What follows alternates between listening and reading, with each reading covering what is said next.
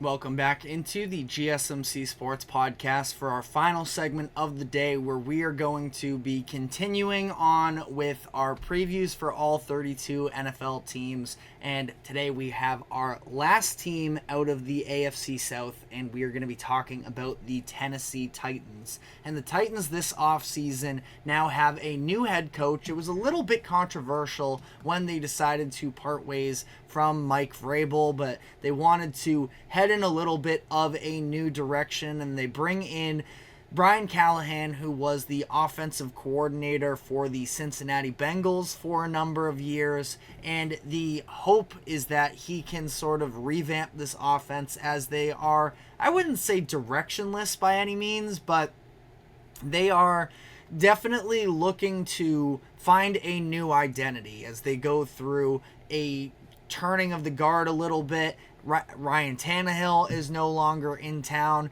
Derrick Henry is no longer in town. And they are going to be building from the ground up a little bit.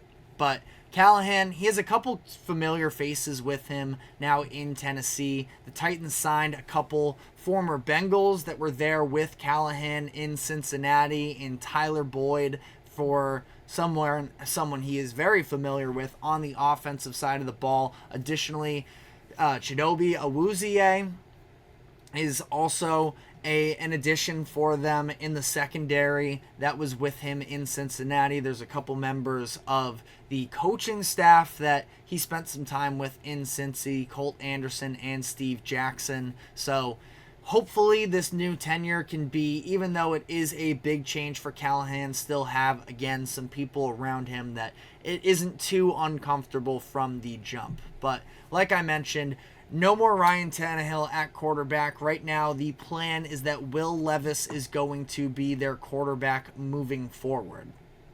There are still a lot of unknowns with Will Levis. They took him with the first pick in the second round last year, and ultimately the stats aren't necessarily entirely eye-popping, but I thought that he definitely showed that he had the toughness to him and the dual threat ability as well.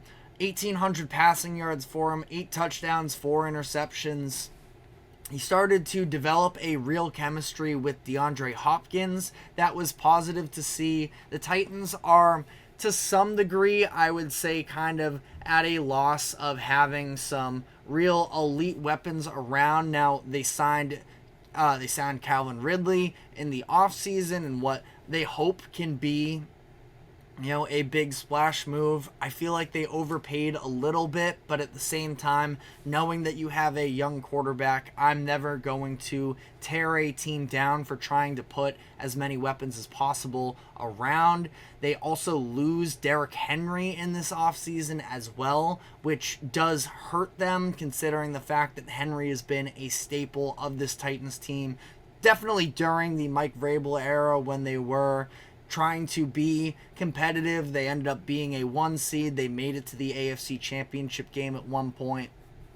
So the run game is going to look different. But they did bring in Tony Pollard in free agency as well to try and be, I would say, even a little bit more so. I would take Derrick Henry over Tony Pollard any day. But if you are going to talk yourself into this deal, it's that Pollard is a lot more of a threat in the pass game, and that should hopefully help out Will Levis. Like I mentioned, they added Calvin Ridley as well for somebody who didn't necessarily pan out as a true number 1 wide receiver in Jacksonville, but still has loads of talent and should, in theory, be heading into some of the prime years of his career. Now, obviously, that wasn't 100% of the case. We saw him absolutely come onto the scenes with a flash early on in his career in Atlanta. We can see how much of that he can hone again. And Lloyd Cushenberry, who is projected to be the starting center for the Titans, I thought that was a very good move to get a little bit more veteran experience. They've spent first-round picks on linemen in each of the past 2 drafts with Peter Skoronski and J.C. Latham.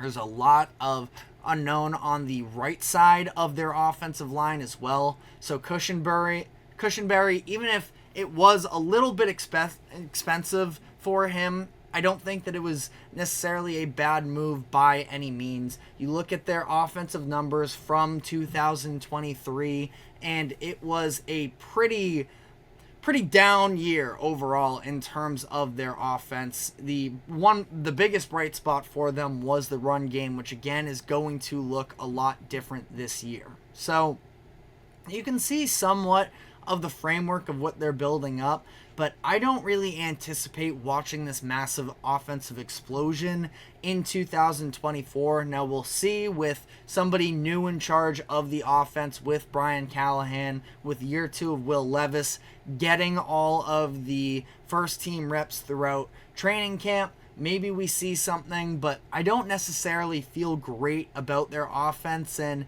their defense I don't feel totally great about either necessarily, where they have a couple of the most underrated, I think, defenders in the league in Harold Landry III and Jeffrey Simmons. But outside of that, there's not a ton of real playmakers on this team. Now, Arden Key is a good player for them, and so is Sebastian Joseph Day. So I don't want to make it seem like there is no talent. They're definitely a lot more heavy on the front seven as opposed to their secondary, and that's something that I think that they can build on.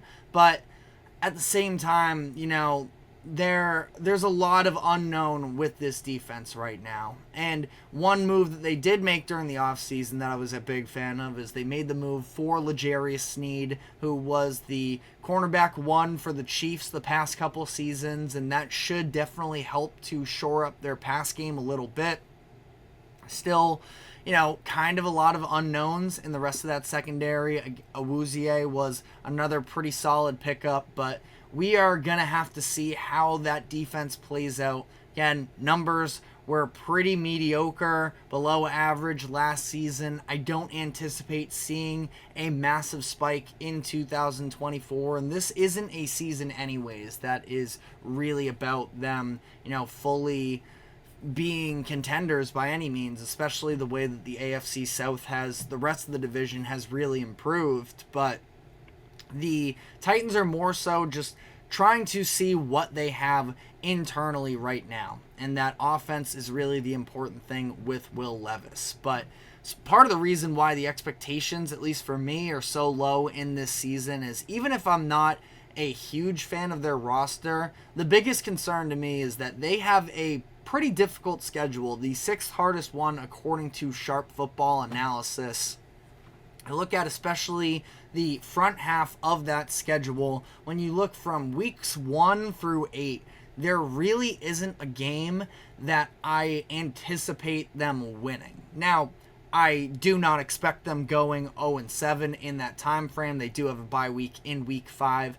They're going to win. You have to imagine at least one of those games, maybe 2. But that is a brutal way to start the upcoming season, especially for Will Levis and him trying to work his way into this. Now, second half of the year is when you can start to make some adjustments and seeing, a lot more winnable games on the schedule. Week 9 against the Patriots, week 10 against the Chargers, who I would definitely favor the Chargers in that game, but, at least it's doable. A team that was at the bottom of the NFL last season, at home against the Vikings in week 11, against the Commanders in week 13, so you can sort of start to talk yourself into it. But then again, down the stretch, weeks 14 through 18, there aren't any games that I think scream this is a win for the Titans. So at this point, I've been going over for a lot of the projections for these teams, but I'm going to have to go under with the Titans this year. Their line is, I believe, 6.5, and I have them going 4-13. And I know Titans fans probably aren't going to want to hear from me and will be upset. Can't please everybody in this world. Somebody has to be the worst team in your division and, the worst team in the NFL. Now, I do want to say we just covered the New England Patriots and some of the potential losses they'd have on defense. So I had the Patriots at 5 wins, and that was the lowest up to this point. Obviously, things have changed since then, and that's going to be something that is a consistent theme as we continue to work through here. But as things currently stand, I have the Titans with the worst record in the NFL next year. And truthfully, that might not even be a bad thing for the Titans. If they end up having some success, it will likely be because Will Levis ends up emerging as the guy and you have your franchise quarterback there. If not, you will probably have, first dibs at whatever quarterback. Now, it's not the strongest quarterback class, and I also by no means want to discredit Will Levis and write him off because I do have some hope for him, but and with that offense, I think the offensive line is overall pretty weak. I don't think that they're going to have a great run game. Tony Pollard, we saw that he wasn't great as a number one running back last year in Dallas. Tyjae Spears showed some flashes as well, and I think that both of them can provide something from a receiving standpoint. But Will Levis might be running for his life, truthfully, because I do not trust the right side of that offensive line whatsoever. Skoronski didn't have the strongest rookie season last year. J.C. Latham will have to see there. Didn't have a ton of starting experience in college. They ended up drafting him in that top 10 this past year. So let me know how you feel about the Titans in the comments section. But that is all the time we have for today. Thank you very much for tuning in to the GSMC Sports Podcast. Thank you to the GSMC Sports Network for allowing us to host this show.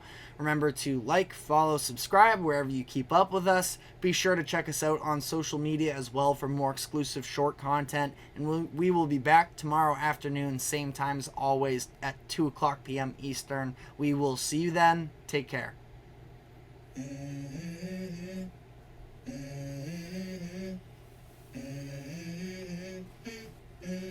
Let's go. I wake up to a little bit of drool on my pillow, feel like it's gonna be a bad day. Yeah, I'm tired of shit, and the coffee ain't hit yet. Damn, ain't that great. I don't wanna go.